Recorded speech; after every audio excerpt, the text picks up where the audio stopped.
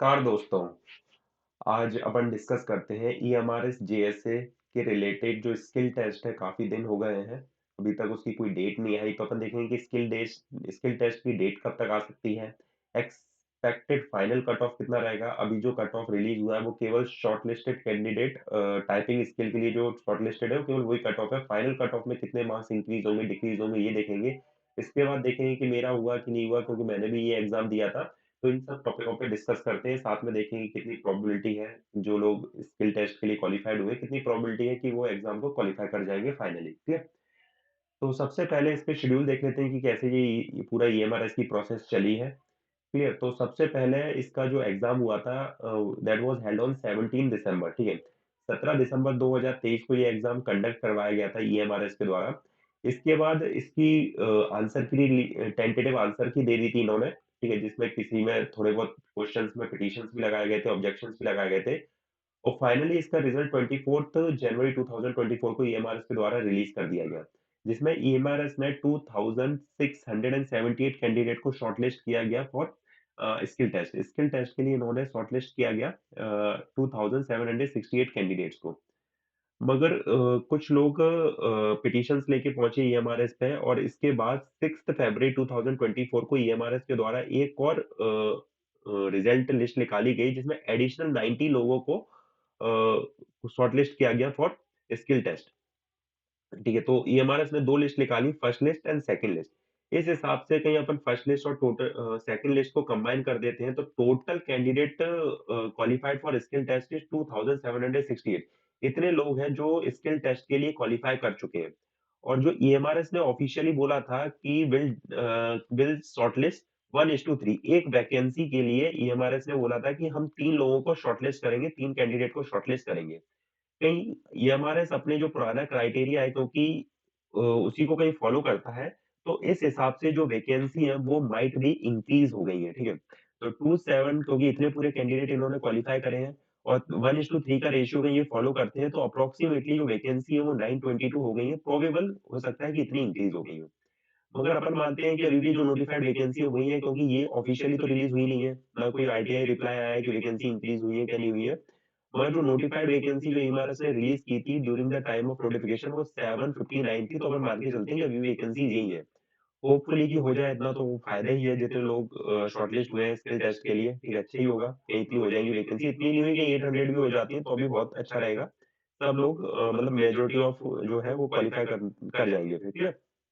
तो ये है। तो स्किल टेस्ट के लिए जब कॉल आया था तो मिनिमम क्वालीफाइंग कट ऑफ जो अभी तक बाय द डाटा जो कलेक्ट किया है मैंने, उस हिसाब से जो यूआर का कट ऑफ गया है फॉर स्किल टेस्ट जो स्किल टेस्ट कॉल आया है, यूआर का वो 95.75 पे कॉल आ गया है, ठीक है? इतने पे कॉल आ गया है जो स्किल टेस्ट के लिए। ओबीसी का कॉल 93.25 पे आ गया है, ईडब्ल्यूएस का 92.75 पे आ गया है, एससी का 91 और एसटी का 90, ठीक है? ये अप्रॉक्सिमेट आपका कट ऑफ है, मतलब इतना है तो मेरे को मिला हुआ है, इससे कम ही हो सकता है, इससे ज़्यादा पे तो नहीं कि इस पे स्टूडेंट्स मेरे को देखने को मिले हुए हैं, ठीक है? तो ये तो था आपका जो कि स्किल टेस्ट के लिए कॉल किया है ईएमआरएस ने, ठीक है? अब अपन देखते हैं कि क्या प्रोबेबिलिटी है जो लोग क्वालीफाई करे हैं, उनकी क्या प्रोबेबिलिटी है कि वो जो फाइनल मेरिट में अपना नाम ला सकते हैं, ठीक है? तो जो ऑलरेडी जो ईएमआरएस ने क्वालीफाई किए हैं फॉर इस विथ लिस्ट 1 और लिस्ट 2 को कंबाइन करके, वो 2768 कैंडिडेट को शॉर्टलिस्ट है फॉर स्किल टेस्ट। इसमें से आप जानते होंगे कि सब लोग तो स्किल टेस्ट देने आएँगे नहीं, 10% अपन मान लेते हैं, वर्स्ट केस सिनेरियो में 10% नहीं आएँगे। वैसे तो कभी-कभार ज़्यादा ही नहीं आते, मगर अपन मानते हैं कि 10% नहीं आते। अब नहीं आने का रीज़न क्या है? एक तो आप जानते हो कि बहुत से एग्ज़ाम है जिनका रिज़ल्ट आ चुका है, जैसे सीएचएसएल का भी रिसेंटली रिज़ल्ट आ गया, तो बहुत से लोग जो उसमें क्वालीफाई कर गए हैं। बहुत से स्टेट गवर्नमेंट के एग्ज़ाम थे, उनके रिज़ल्ट आ चुके हैं, उसमें लोग क्वालीफ़ाई कर गए हैं। इसके अलावा आप जानते होंगे ईएमआरएस के खुद के एग्ज़ाम थे, हॉस्टल वार्डन के थे, टीजीटी के थे, पीजीटी के थे। इसमें जो हायर ग्रेड पे की हैं तो इनको अकाउंटेंट के थे, तो इनको लोगों ने ऑप्ट कर लिया, फिर माइट बी कि वो स्किल टेस्ट को स्किप करेंगे। दूसरा मोस्ट प्रोबेबली जो स्किल टेस्ट है वो सिंगल सेंटर पे होगा और सिंगल सेंटर भी कहाँ पे होगा? दिल्ली में होगा, ठीक है? तो अब आप ये देखिए एक ही सिंगल सेंटर पे क्योंकि जो कैंडिडेट है वो ज़्यादा नहीं है 2768 है फ्रॉम ऑल ओवर इंडिया। अब दिल्ली तक ट्रैवल करना कभी-कभार लोगों को कम्बरसम होता है, प्रॉब्लमैटिक होता है, तो माइट बी कि वो लोग नहीं आएँगे। तो अपन ने माना है कि 10% मान लीजिए स्किप करते हैं। तो इस हिसाब से 2492 जो कैंडिडेट्स हैं, दे विल गिव द जो आपका स्किल टेस्ट है वो इसको देंगे। अब स्किल टेस्ट है तो यही तो नहीं है कि सब लोग क्वालीफाई कर जाएँगे क्योंकि स्किल को गेन करने में आपको 2 से 3 मंथ तो लग ही जाते हैं, ठीक है? कोई भी आपको स्किल ऐसा नहीं है क्योंकि ईएमआरएस ने जो नोटिफ़ाई किया है, वो आपको 35 वर्ड्स पर मिनट बोला हुआ है, ठीक है? इतना वर्ड्स गेन करना कोई आसान नहीं है क्योंकि 35 बोला है तो इसका मतलब ये नहीं है 35 ही। आपको अप्रॉक्सिमेटली 40 वर्ड्स पर मिनट तो इतनी होनी चाहिए तब जाके आप इतना ला पाएँगे। उसके अलावा घर पे प्रैक्टिस करना और एग्ज़ाम हॉल में टाइपिंग प्रैक्टिस करना इज़ फार मोर डिफरेंट, ठीक है? तो मान लेते हैं कि 20% लोग हैं जो इसको स्किल को क्वालीफाई नहीं कर पाते, ठीक है? 25 नहीं कर पाते तो अप्रॉक्सिमेटली जो 500 स्टूडेंट हैं वो इसको क्वालीफाई नहीं करेंगे। तो कोई 500 इसको क्वालीफाई नहीं करते तो अप्रॉक्सिमेटली जो स्टूडेंट्स बचते हैं, जो कि स्किल को क्वालीफाई करने के बाद वो होंगे 1992। अब कहीं अपन अभी भी मानते हैं कि वैकेंसी इंक्रीज़ नहीं हुई है और नोटिफाइड वैकेंसी पे ही एमआरएस जो फाइनल मेरिट बनाता है, तो एक वैकेंसी पे जो स्टूडेंट का कॉम्पिटिशन होगा वो 1.5 होगा।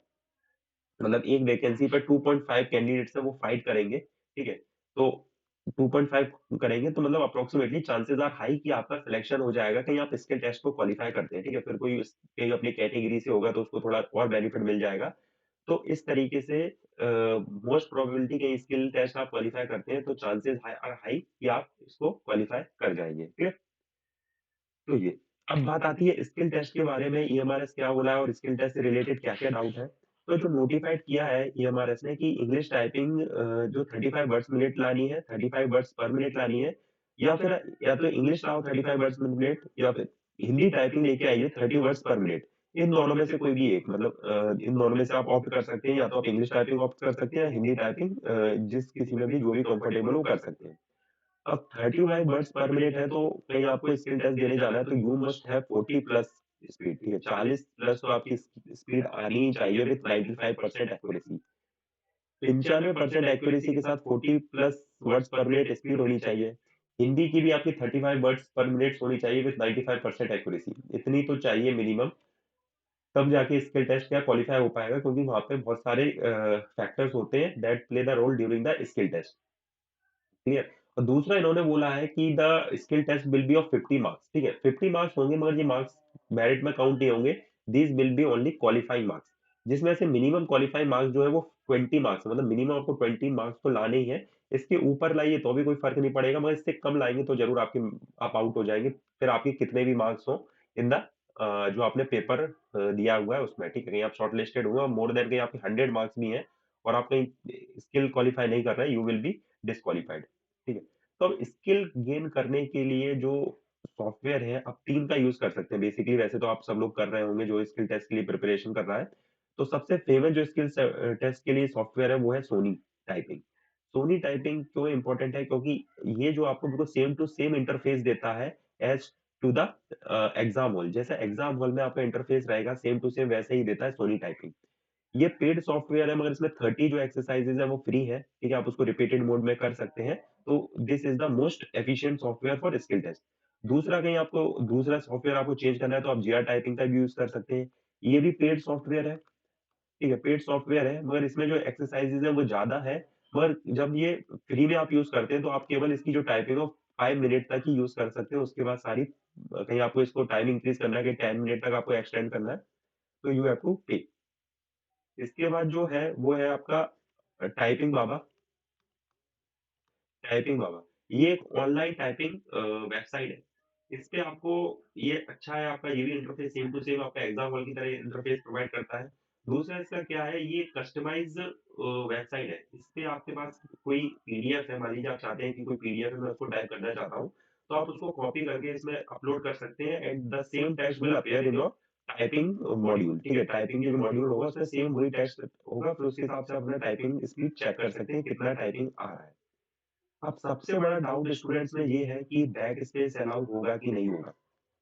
ये बैक स्पेस अलाउ होगा कि नहीं होगा? देखिए, अब ये ईएमआरएस पहली बार एग्ज़ाम कंडक्ट कर रहा है, तो ये तो कोई नहीं बता सकता कि इसमें जो है बैक स्पेस अलाउ होगा कि नहीं होगा। मगर इसके जो सेम पैटर्न पे अपन एप्रोक्सिमेशन लगा सकते हैं क्योंकि इसके सेम पैटर्न पे एग्ज़ाम हुआ था एनवीएस का और एनवीएस का जब एग्ज़ाम हुआ था, सेम टू सेम पैटर्न था आपका ईएमआरएस का। ठीक है? तो इसमें जो था वो आपका बैक स्पेस अलाउ था और वर्ड भी हाइलाइट थे इसमें। मगर मोस्ट प्रोबेबली जो ईएमआर है उसमें बैक स्पेस तो अलाउ होगा मगर वर्ड शायद हाइलाइट नहीं होंगे। तो 99% चांसेस है कि वर्ड बैक स्पेस अलाउ रहेगा। क्योंकि बहुत ही कम रेशियो में स्टूडेंट है जो कॉल किए हुआ है, 1:3 कॉल किया हुआ है। उसके बाद भी ये एमआरएस भी जानता है कि सारे लोग तो स्किल टेस्ट देने आएँगे नहीं। तो प्रोबेबल फिर without back space it is very hard to get 579 candidate ठीक है, 579 कैंडिडेट लाना भी बहुत मुश्किल हो जाएगा ईएमआरएस को। इसलिए बैक स्पेस तो अलाउ रहेगा और जितने भी आपके जेएसए के एग्ज़ाम्स होते हैं, उनमें बैक स्पेस अधिकतर अलाउ ही रहता है मोस्ट प्रोबेबली, ठीक है? तो आप इन तीनों का सॉफ्टवेयर में से किसी का भी इस्तेमाल कर सकते हैं। और स्किल टेस्ट को गेन कर सकते हैं। क्लियर? बात आता है कि फाइनल मेरिट कितना जा सकता है और एग्ज़ाम कब तक कंडक्ट हो सकता है, ठीक है? तो बात रही एग्ज़ाम की, तो मोस्ट प्रोबेबली जो एग्ज़ाम है की जो डेट है, आई थिंक मेरे को जो लगता है कि अब डायरेक्ट जो आएगा वो आपका एडमिट कार्ड ही आएगा, ठीक है? कोई नोटिफ़िकेशन नहीं आएगा। अब डायरेक्ट एडमिट कार्ड आएगा क्योंकि ऑलरेडी काफ़ी टाइम हो चुका है जो रिज़ल्ट था उसके बाद। क्लियर? डायरेक्ट एडमिट कार्ड आएगा, तो ये जो आ सकता है फर्स्ट वीक ऑफ मार्च, ठीक है? फर्स्ट वीक ऑफ मार्च में जो एडमिट कार्ड है वो रिलीज़ हो सकते हैं।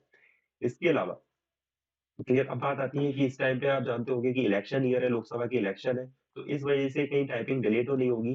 देखिए, ये जो है ये ऑनगोइंग प्रोसेस है। तो ईएमआरएस के जो एग्ज़ाम है और ये कोई एग्ज़ाम नहीं है, ये केवल स्किल टेस्ट है और दैट टू ऑफ 6, 7, 6, 8 स्टूडेंट्स है, केवल इन्हीं का करवाना है।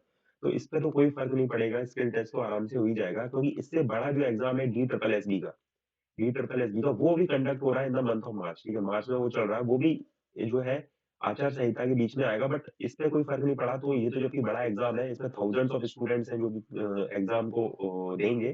जब इस पे कोई फ़र्क नहीं पड़ा तो इस पे तो कोई फ़र्क पड़ना ही नहीं है, तो डोंट वरी कि इलेक्शन के बाद नहीं होगा, इलेक्शन से पहले ही आपका स्किल टेस्ट हो जाएगा। स्किल टेस्ट होने के बाद आप जानते होंगे मैक्सिमम 15 टू 20 डेज़ के अंदर आपको इसका रिज़ल्ट आ जाएगा, ठीक है? मैक्सिमम 15 डेज़ लगेंगे क्योंकि ये केवल स्किल टेस्ट जो है क्वालीफाइंग है। ठीक है, ऑलरेडी जो मार्क्स हैं वो ऑलरेडी एमआरएस के पास हैं, कि कौन कौन मेरिट क्वालीफाई किया हुआ है, ठीक है? तो ऑलरेडी है तो आपका केवल 10 से 15 दिन के अंदर जो है वो स्किल टेस्ट का रिज़ल्ट आ जाएगा।